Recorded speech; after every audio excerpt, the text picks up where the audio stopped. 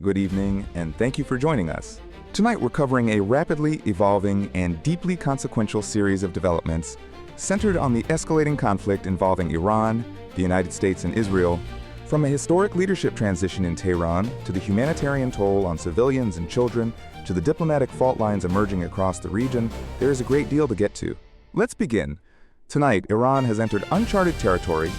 Mojtaba Khamenei, the son of the late Supreme Leader Ayatollah Ali Khamenei, has been named as the new head of the Islamic Republic following his father's killing amid the ongoing conflict with the United States and Israel. This is, by any measure, the most significant leadership transition in Iran since the 1979 revolution. Mojtaba Khamenei now inherits command of a nation at war, a nation facing what many analysts are calling the gravest crisis in its 47-year history as an Islamic republic. The younger Khamenei has long been a powerful figure behind the scenes in Iranian politics.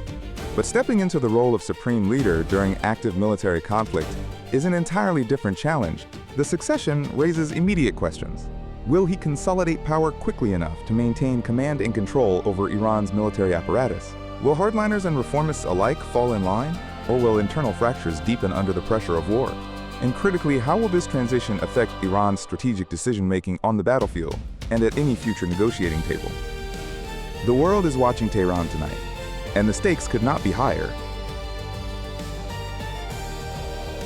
Disturbing reports have emerged that some U.S. troops involved in the conflict with Iran are being told the war is intended to bring about biblical end times, Armageddon in the most literal sense. This religious framing of a military operation is raising serious concerns among analysts, military ethicists, and civil liberties advocates alike. War is, of course, always accompanied by narrative. Governments frame conflicts to build public support and troop morale. But framing a modern military campaign in apocalyptic religious terms crosses a line that many find deeply troubling. It raises questions about the ideological motivations driving decision-makers and about the psychological impact on service members, who are being asked to view their mission through a prophetic lens.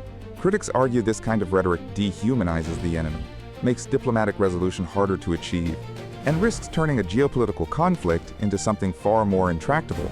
It also plays directly into the narratives of hardliners on the other side, who have long characterized Western military action in the Middle East as a crusade against Islam.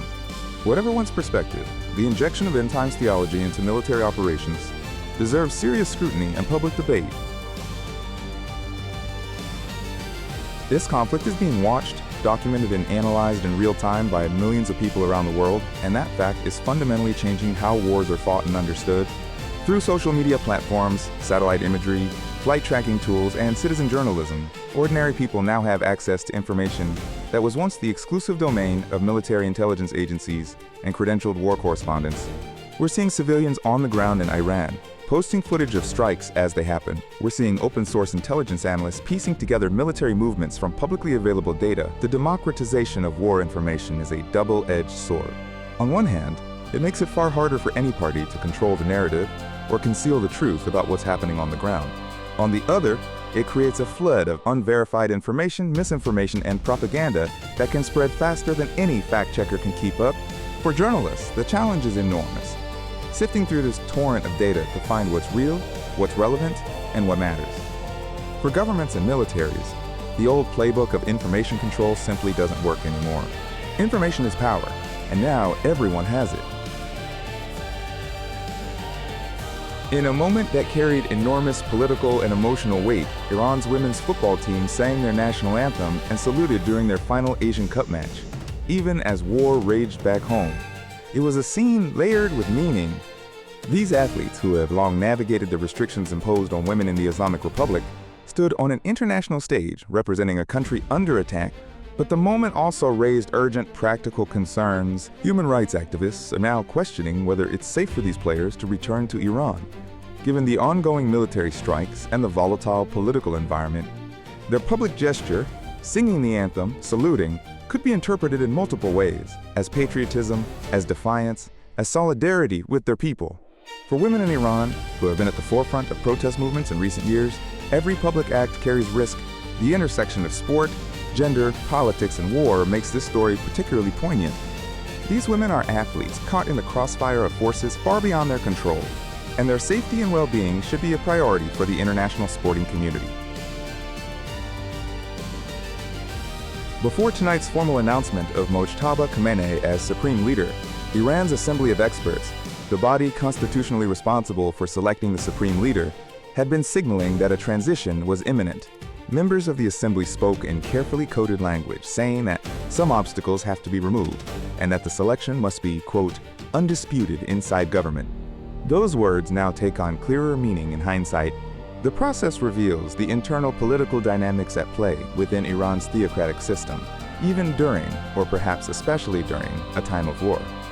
The Assembly of Experts, composed of senior religious scholars, wields enormous constitutional authority, but its deliberations are typically opaque. The fact that members were speaking publicly at all suggests an effort to prepare the Iranian public and the international community for the transition. It also suggests that behind closed doors, there were negotiations to ensure that the succession would not trigger internal power struggles at a moment when Iran can least afford them. Whether that unity holds under the sustained pressure of military conflict remains one of the most critical questions facing the Islamic Republic tonight. James Elder, a spokesman for UNICEF, has spoken out with visible emotion about the growing number of children being killed. As the conflict in Iran escalates, Elder stressed that the toll on children in this and other global conflicts is not an abstraction. It's a mounting, documented catastrophe. Children are being killed, maimed, and displaced at rates that Elder described as unconscionable. His remarks come as humanitarian organizations struggle to access affected areas and as medical infrastructure in Iran comes under increasing strain. The targeting, whether intentional or incidental, of civilian areas inevitably means that the most vulnerable populations bear a disproportionate share of the suffering. International humanitarian law is clear. Parties to a conflict have an obligation to distinguish between combatants and civilians and to take all feasible precautions to protect civilian life. When children are dying in significant numbers, those obligations are not being met. Elder's outrage reflects a broader frustration within the humanitarian community, that the world's attention to these casualties remains insufficient relative to the scale of the crisis. The numbers are growing, and each one represents a life. Al Jazeera's Osama bin Javaid reported from aboard the first flight heading to Doha from Paris since the war on Iran began, a small but symbolically significant moment that underscores just how far-reaching this conflict's impact has been. Aviation disruptions have been one of the most visible consequences of the war for people far beyond the immediate combat zones. Airspace closures, rerouted flights, and grounded carriers have affected travel and commerce across the Middle East and beyond. The resumption of even limited commercial flights is a sign that some corridors are cautiously reopening, but the situation remains highly fluid. Airlines are making real-time assessments based on rapidly changing military conditions, and passengers are weighing personal risk against the need to travel. For the broader region, these disruptions are a reminder that modern conflicts don't stay contained within national borders. Supply chains, tourism, business travel, and family connections. All of it gets disrupted when airspace becomes a war zone. The return of this single flight is a hopeful sign, but it's far from a return to normalcy. On the streets of Tehran, a different kind of mobilization is underway. Residents are flocking to blood donation centers across the capital, responding to growing medical needs and fears of shortages as U.S. and Israeli attacks on Iran continue. It's a scene that speaks to the resilience and solidarity of ordinary civilians caught in the middle of a conflict they didn't choose. Hospitals and medical facilities are bracing for a prolonged crisis, and the civilian blood supply is a critical resource. The fact that people are lining up voluntarily in a city that is itself under threat of further strikes reflects both a deep sense of communal responsibility and a grim recognition that the worst may not be over. Medical professionals in Tehran have reported increasing strain on resources, and international humanitarian organizations have called for corridors to deliver medical supplies. For the people of Tehran, donating blood is one of the few tangible things they can do in the face of overwhelming circumstances. It's a profoundly human response to an inhumane situation, and it deserves to be seen and acknowledged by the wider world. In a notable diplomatic exchange, Israeli President Isaac Herzog has responded firmly to former President Donald Trump's public call for him to grant a pardon to Prime Minister Benjamin Netanyahu. Herzog's response was pointed. Israel is a sovereign state that follows the rule of law. The statement is significant on multiple levels. It asserts Israeli judicial independence at a time when Netanyahu faces legal proceedings, and it draws a clear line against external political interference. even from a close ally. Trump's call for a pardon inserts American domestic politics into Israel's internal legal affairs in a way that many Israeli officials and legal scholars find inappropriate. The timing is also notable, coming amid an active military conflict in which U.S.-Israeli coordination is central. The exchange reveals underlying diplomatic tensions that exist even between close partners, and it raises questions about the degree to which political considerations are influencing wartime decision-making on both sides. Herzog's invocation of the rule of law is a reminder that democratic institutions matter, perhaps especially during times of crisis when the temptation to set them aside is greatest. In what may be the most alarming escalation yet, Iran has extended its military operations to target neighboring Gulf states, signaling that this conflict is no longer confined to a bilateral confrontation between Iran and the U.S.-Israeli coalition. The Arab League has convened an emergency session to address the expanding crisis, a move that underscores the gravity of the situation.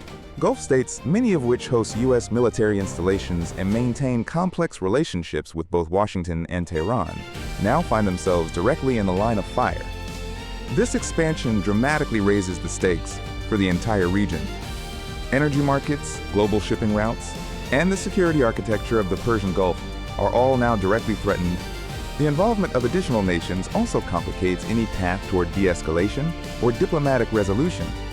Each new party drawn into the conflict adds another set of interests, grievances, and red lines to an already impossibly complex situation. The Arab League's emergency session will be closely watched for any indication of a unified regional response, but unity has historically been elusive among Gulf states. Tonight, the map of this conflict has grown significantly larger, and the prospects for containment have grown significantly smaller. Tonight, we've covered a historic and deeply unsettling set of developments, from the unprecedented leadership transition in Tehran following the killing of Ayatollah Khamenei, to the expanding regional conflict now drawing in Gulf states, to the mounting humanitarian toll on civilians and children caught in the crossfire. These are consequential days, and we'll continue to bring you thorough, clear-eyed coverage as events unfold. Thank you for watching, and good night.